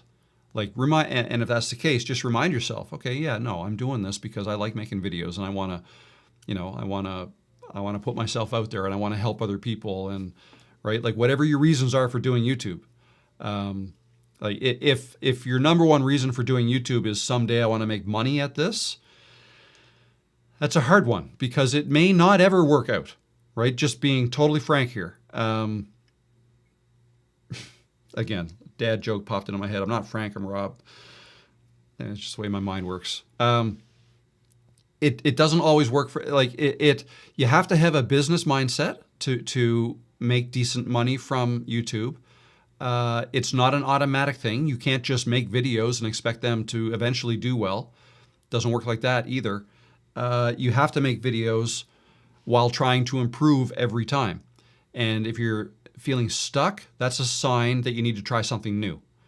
It's like, how does that saying go? Definition of insanity is doing the same thing over and over again and expecting a different result. That's the definition of insanity. It's just not. You got to change something in order to change the result. So that may mean different style of video. It might mean a slight redirection in the content that you're making or who you're talking about. It might mean better defining who your audience is, so that you can understand what they want, what kind of content they want. And when I say it might mean a different style of video, maybe instead of, and I have no idea what your channel's about, but like, let's say you made voiceovers with B-roll. Instead of that, maybe try just talking to the camera and taking your camera on a walk and sharing your thoughts about something. That's two different styles. Or if you always film indoors, try one outdoors, or vice versa. You always got to be trying something new. Otherwise, like, that's the only way to change anything. If you're stuck, you can't just keep doing the same thing. Maybe it's in the length of your videos. Instead of, maybe you're always making 20-minute videos. Try making 5-minute videos, 3-minute videos. Maybe you make 1 a week. Try making 2 a week. Maybe you upload on Saturdays. Try Mondays. I don't know. Like, you know what I mean? There's so many different variables you could change. Experiment and try different things. But ultimately, it all comes down to whatever you're talking about in your videos has to be of interest to people. It's got to be something people want to hear, and want to hear your thoughts on, or want to hear more about, because it's all driven by people. Like again, like my video said yesterday, it's not YouTube's fault. Like if you're not getting views, for anybody who's not getting the views they think they should be getting, that's not YouTube's fault. It's because people aren't watching your video. And that has nothing to do with YouTube's algorithm, a little bit, I guess. But really, the better way to think about it is people aren't enjoying my videos, so I need to do something different, right? If I want to grow my channel. Like, if I don't care about growth, then I can just keep doing what I'm doing. But yeah, you got to think like a businessman. Like okay, if we got a problem over here and that's resulting in profits being down, well, then let's work on this problem. Let's try to get to the bottom of this and make that better. And as any small business owner would say, as soon as you fix one problem over here, another one will pop up over there. And kind of the same thing with YouTube, in that as soon as you find something works and you kind of double down on that and you start, now you've got a new style of video you're making all the time and you're posting at the same time all the time, there's probably going to come a time that that doesn't work either. Like, it's almost like as soon as you've figured out exactly what you need to do for your videos to all be successful, something will change, and then that formula won't work anymore, and you're going to have to make a change, right? There is no magic formula that you're looking for that will then work forever, right? It may work in that moment, and it may even work for a week or 2 weeks or 6 months, who knows? But just always know that what's working today, someday is not going to work anymore. So you have to have the experimental mindset for that eventuality. If that makes sense. So anyway,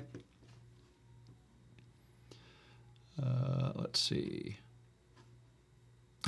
Just actually, it's from the same person. Rob, every time I see you walking on a trail, I get a knot in my stomach because you are in Canada and I'm always thinking about wildlife coming out of the bushes.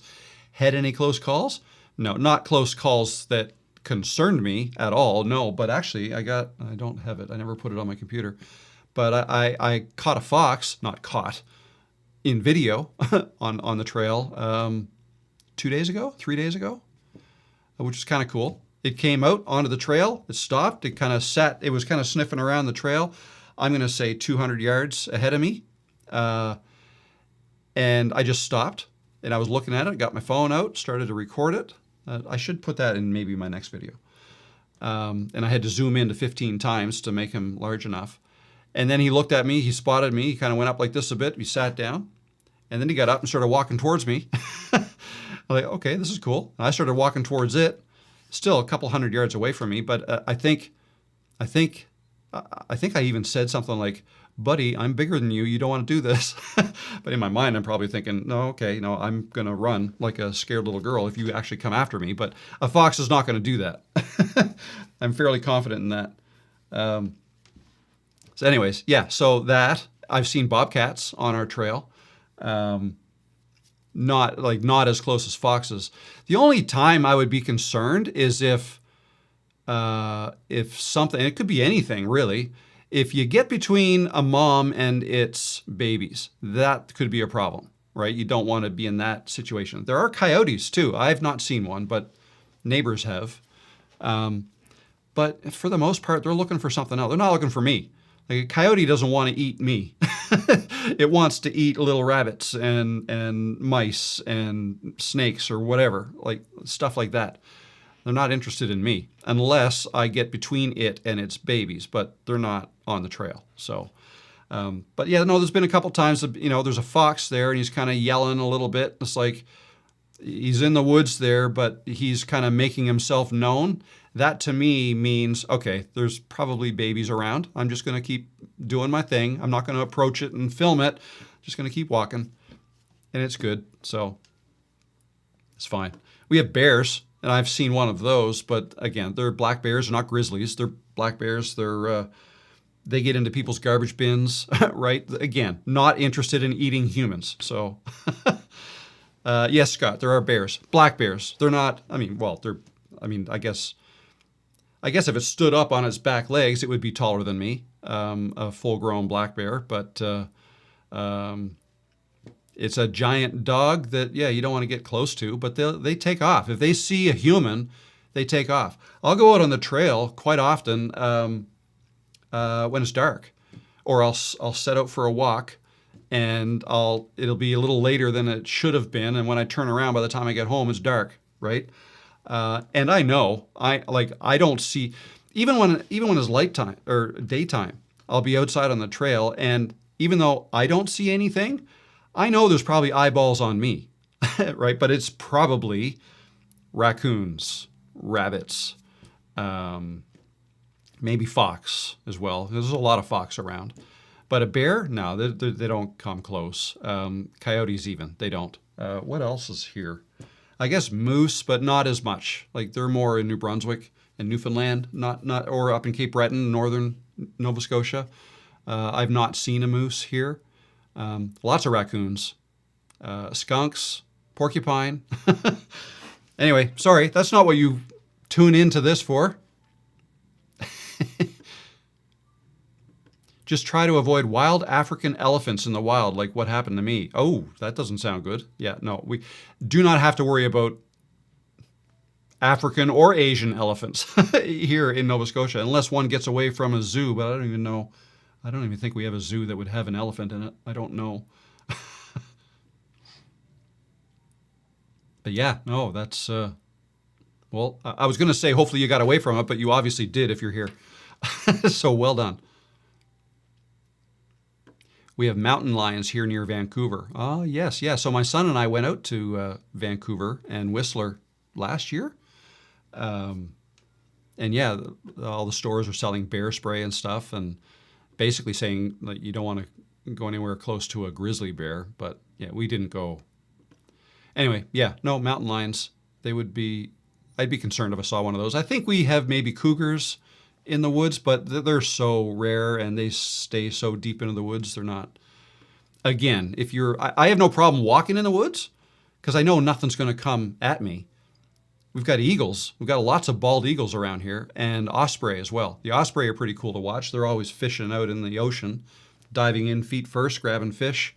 Whereas the eagles, I saw an eagle fly off with a duck, right, in one of its talons, taking off with a duck. It's like, wow, okay. Yeah, again, you see eagles all the time, but actually we had a neighbor, my parents had a neighbor whose, they basically trained wild eagles, bald eagles, but they would feed them. And it got to a point where the eagle would notice when he came outside, same time every day, and he'd fly up and walk and land on his lawn and walk up. And I think he'd get like within a few feet of the eagle, throw a piece of steak or whatever on in front of it, and he would eat it and take off. So that was kind of cool. Andy Paints has hedgehogs. We don't have hedgehogs. We don't have Bigfoot. No Bigfoot. No, I don't think there's a Bigfoot anywhere. Let's be honest. We have bad people here. I think they are dangerous. Haha. Where is that, Bernie? Where is that? Yeah, no, we don't have a lot of bad people here that I know of anyways. I mean, suppose people could be bad, but snakes are our thing, Lisa says. Oh, okay, yeah, you're in Tasmania. So yeah, I've never been in that part of the world. But I understand there's lots of things that could kill people in Australia. But it's like I say, like I went to Costa Rica, right? And there's lots of snakes there and stuff. And I'm like, oh my God, snakes. But if I kind of flip the script a bit, I bet you people from Costa Rica, if they came here to Nova Scotia, they'd probably be scared to death of bears. Whereas it's not something I even think about. Like, yeah, there's bears around, but all they want is your garbage. Like, don't lock down your green bins. Let them into your green bins and they can have what they want and they'll leave. It's all good. Lots of coyotes here north of Toronto. Had one sprint in front of my table here last night at the park while I was trying to edit a video. Wow, really? Wow. Raccoons bait all my cherries. I did a safari in Swaziland, and they talked a lot about the fruit they eat and how they drink. The drink became famous because of it. Oh, I must have missed what that is. A fully grown elephant. I was in a self-drive game reserve in the middle of nowhere. Holy cow, yeah. I've never been to Africa. We have only 3 types of snakes in Tassie. Tassie, is that what they call Tasmania? All listed in the top 10 most poisonous snakes in the world. Okay. We have snakes, but there's no poisonous snakes in Nova Scotia. We've got little garter snakes. Some garter snakes get a little bigger, I guess. I see them on the trail. Oftentimes they're dead because a bike ran over them. But no, nothing to be concerned about. I think in all of Canada, there's only one area where there are snakes that are poisonous, and that's in Ontario. The Massasauga rattlesnake, I guess, is not something you want to mess around with. Question, lately my videos are taking a week or so before they get any decent impressions. They used to get them in a couple days. You ever notice this? No. Well, I have... again, that's going to be something that's different with every channel. Usually, if I post a video, I will know right off the bat whether it's going to do well or not initially, because it goes out to subscribers first. If you don't have as many subscribers, then it may take a couple days before YouTube tests it on new people, right? But usually I think the way it works is they get their signals from your subscribers or your regular viewers first. And if the video's doing well with them, then that's when they put it out in front of other people. So yeah, if I have a video that does well enough with my viewers, well enough that YouTube will put it, will start giving impressions to other people who don't know me yet, that usually takes a couple days that I've noticed. But then a different issue is if you have a video start doing really, really well, like months or even a year or two later, that's more what I would call an evergreen video. And I've seen that where a video it just goes through its normal, growth pattern for the first 6 months. One of the videos that is usually one of my best videos of the day, every day, is one that I made in 2024. And it didn't do that great in the first 6 months, but all of a sudden it started to go up and it gets like 500 views a day now still. But that's evergreen. That's not YouTube testing new people. It's something that's been picked up by search, and now that's something that people search for. So anyway, just there's different growth patterns. Sam Neill found the last Bigfoot on that island, Karen said. Yeah, I heard Sam Neill passed away. That's too bad. And yeah, I didn't actually know that he was a New Zealander. Is that what you say, New Zealander? I read that. I didn't know that. He was in a series that I watched not that long ago, within the last year, that was really good. I think he was a retired cop or something. I forget what it was. But I think he was most famous for Jurassic Park. Pronounced Tassie. Okay, with the Z's, the Z's. Should I make sure to tell them I am a human, not AI? If there's any doubt, then I question how authentic you're being in your videos. Yeah, I think it's better if you are human. If you are human in your videos and you feel you have to tell them you're human, then sure, I would tell them. We have mountain lions, pretty scary while out in the hiking trails. Yeah, you don't want to mess with them. Again, you don't want to come between a mom lion and cubs, right? Mrs. Gee has venomous snakes, coyotes, bobcats, fox, eagles. Oh my God, even spotted a cougar. I never go on walks without having some form of protection with me. Yeah, I don't. I mean, the only protection I'll usually have is this. That's my protection when I'm on a walk. And my voice, I guess. I would put my arms up in the air, make myself really loud and as big as I can, and just, that's what I would do if something was interested in me.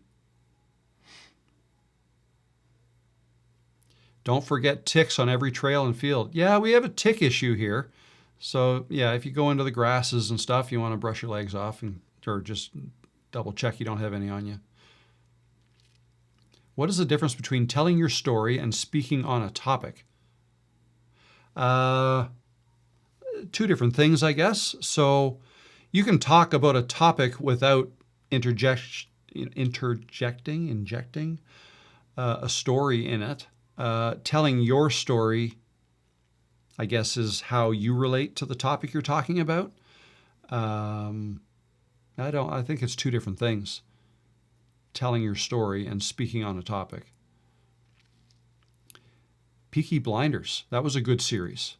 That was the series. Yes, he was in Peaky Blinders. Thank you. That was good. Yeah, no, I just watched that not that long ago. It was good. We say New Zealander. Okay, good. Noted.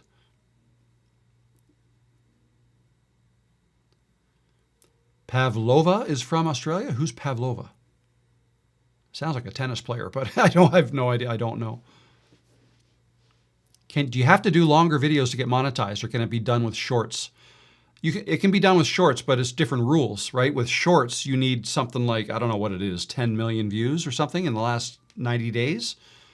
There's different rules for monetizing. I think you still need 1,000 subscribers, I think. but they don't count watch hours when you're talking about shorts. For shorts, it's views, but it's in the millions that you need.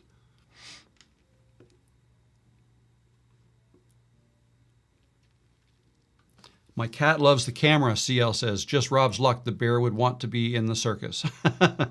Yeah, no, that wouldn't be good. The two-legged ones are probably more dangerous. Two-legged what?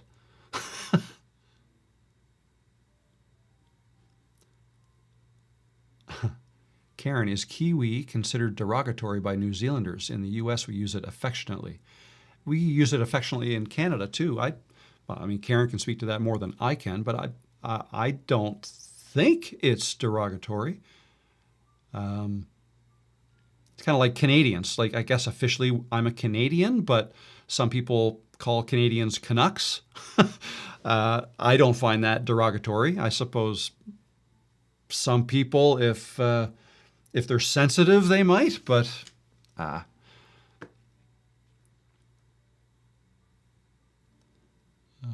let's see now. Oh, I don't think Karen saw your question yet, Scott.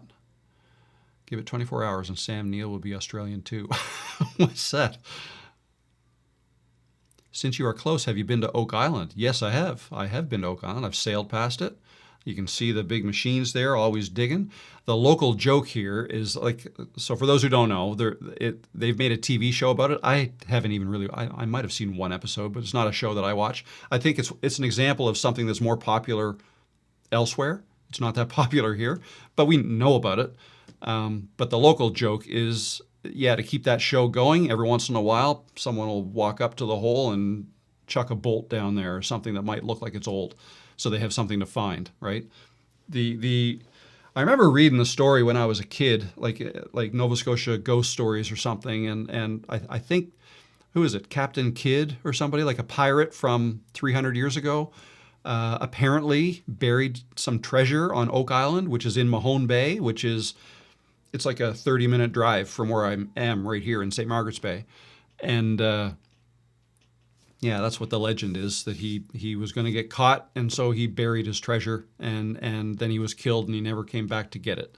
Well, they've dug so deep that every time they go down so far, it collapses. And anyway, that's what the story that I remember as a kid. Again, I haven't watched the show. I'm sure their engineering and ability to dig deeper is probably better now than it was 50 years ago when I first read the story, so I don't know. But yeah, I don't think it's all much ado about it. I mean, there was plenty of pirates around here. Actually, right across the water from my house, there's a house that is known as Blinkers. And the reason it's known as that is that, again, 200 years ago or whatever, 300 years ago, when rum runners came up here from the Caribbean, from Jamaica or wherever they were making rum, they'd come up here and people at the house would blink the lights on and off if it was safe for the ship to come in and offload all of their rum, right? So rum running was a thing here in this area. And I do like my rum. So.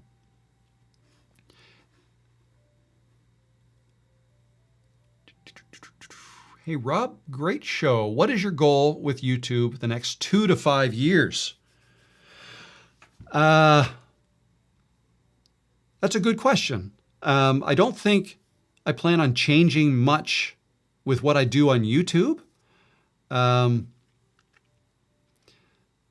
Just keep doing what I'm doing. I think of my channel as a great way to be helpful to people, but if I have another business going on that perhaps some people might be interested in that. So the coaching, I plan on continuing to do the coaching, but I am also I'm an entrepreneur by heart. That's my, I guess, background. I've been working for myself in some capacity for almost 25 years.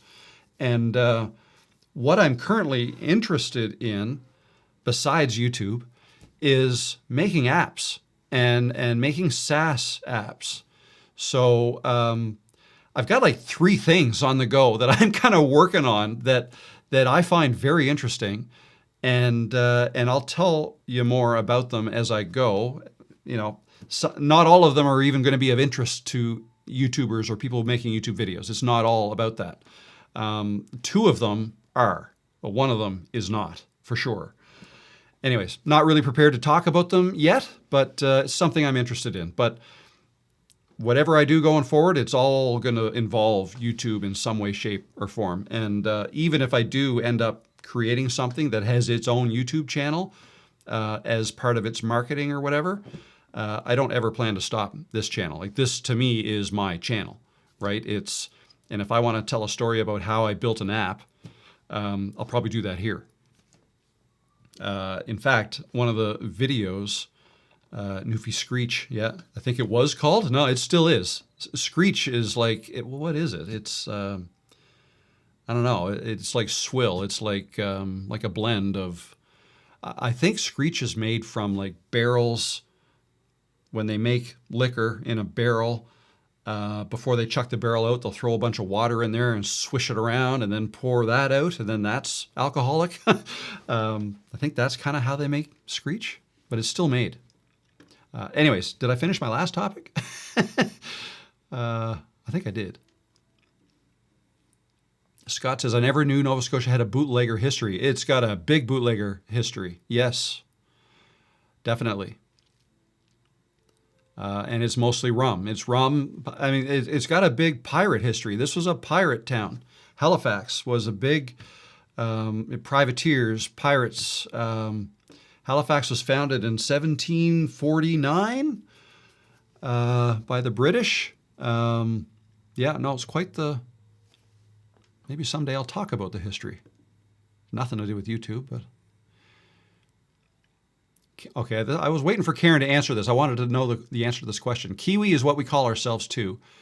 It's a very well-loved way to describe us. Our tourism industry milks it for all it's worth too. We even use kiwi, the emoji, as well as the kiwi bird. Cool, awesome. Kiwi bird? I didn't know there was a kiwi bird. I knew there was kiwis. In Chester, again, only about 30 minutes from here, we've got the Kiwi Cafe, but I think it's because it's Kiwis who own the cafe. It's not New Zealand food.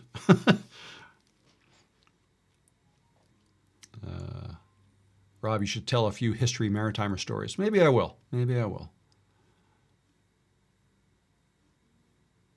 Newfie Screech, yeah. Kiss a fish and drink the screech. Yeah, that's what they do in Newfoundland. Kiss the cod is what they say. You got to drink some screech and kiss a cod. And I've done it. It's called getting screeched in Newfoundland. When you visit Newfoundland for the first time, you're supposed to get screeched in, which means you drink the screech and you, it doesn't have to be a lot, but just a little, and then you kiss a fish on the lips. If I'm doing live, should I post the clips as shorts even though I am trying to only grow long form horizontal content? I wouldn't worry about it. I wouldn't do it. I wouldn't bother with the shorts. Do your lives, do your long forms. That's all you need. I mean, that said, if you are wanting to put some shorts on your channel, taking clips from your live streams is not a bad idea. If you said something that is profound and you want to capture that and it's relatively short, that's actually a great reason to do shorts. It's branding, right? So that would make it for a good short for sure. Don't expect it to really, give a good push to your channel though. It's just for branding. It's just something that will a little tiny bit of a help. But the bigger help comes from doing those lives and making those long-form videos. By far, that far outweighs it. I saw a cool documentary on how Halifax was a major port for Canada, but fell in popularity over time. I think it might have been a CGP Grey video or something. So yeah, so Halifax's history, like, it's a port city.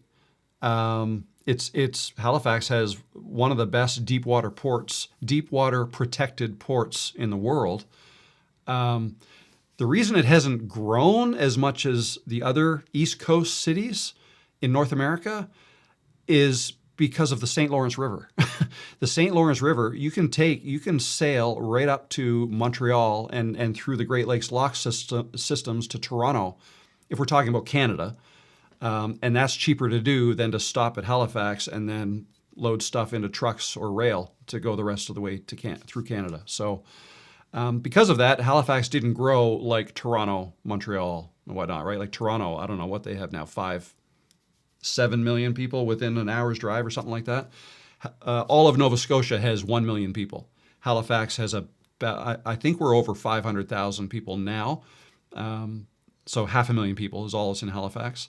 But it's been growing a lot lately. It's quite the commerce area downtown.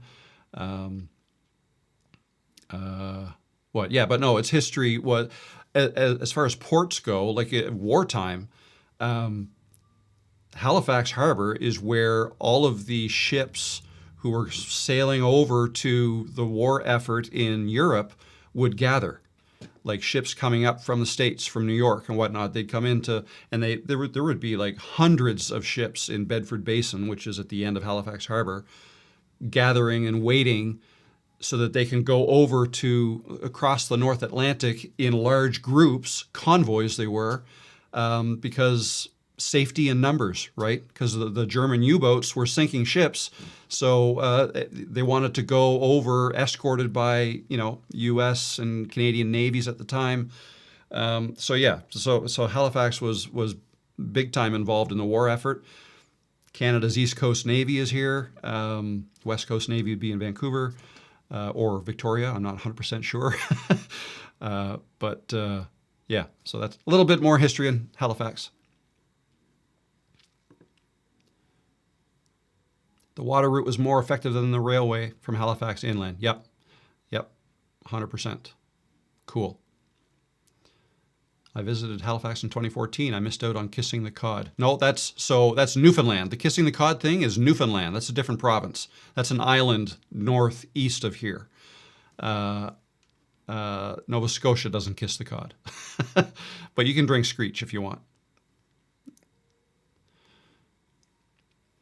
Feels like Toronto got 7 million just last year. Toronto's growing very fast. And just like that, Rob tapped into the history information. He can now claim he has done history content. Yeah, I can. And it's 4:07. I got to go, guys. I hope you found this helpful. So I'll throw that back on the screen again. If you're doing the challenge, this is week 1. This is your time to shine. Make that video and publish it. And then you can cringe all you want, but then you've done it. So if you need any help with it, if you run into trouble, go to Creators Cove, talk about it in there. Other people are talking about it too. I'm going to do another live on Friday. Okay, I'll do another live this week. So this week is another 2 live week. So Friday, same time, I'll be live. If you have any questions, need that extra final push, that's Friday. And until then, I plan to come up with a video either tomorrow or Thursday. Not sure yet, but I'm working on a video.